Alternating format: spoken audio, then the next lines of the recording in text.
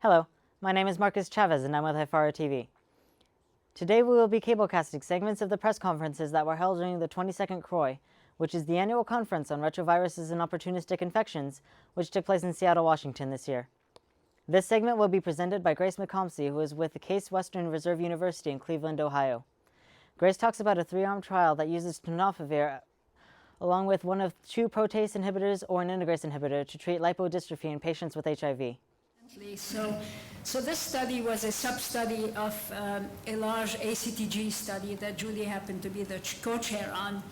And we did the study because really lipodystrophy matter. And if you know what lipodystrophy is, it has 2 components: lipoatrophy, which is the fat wasting in the face, arms, and legs, as well as lipohypertrophy, which is the central fat accumulation, mostly in the belly.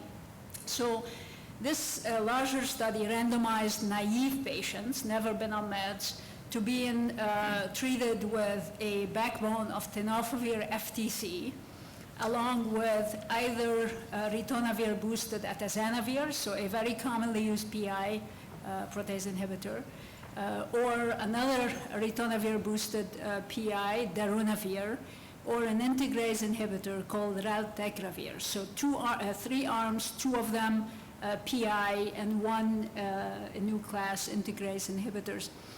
And we did DEXA scan as well as assessment of abdominal fat with CT abdomen. And the bottom line of the study is that we found after 2 years a significant increase in peripheral fat as well as central fat with all the regimens. So the reason that's interesting and bad for patients is that we used to think that protease inhibitors were associated with the central fat accumulation, but even the new class of integrase inhibitor, at least the one used in that study, made people gain as much fat in both the periphery and centrally as the PIs. So that's the bottom line of the study. And some of that is return to health. People lose weight when they have HIV and it's untreated, and then it gets better. Right. So it's not necessarily abnormal excess gains of fat. Some is good, really. You're right.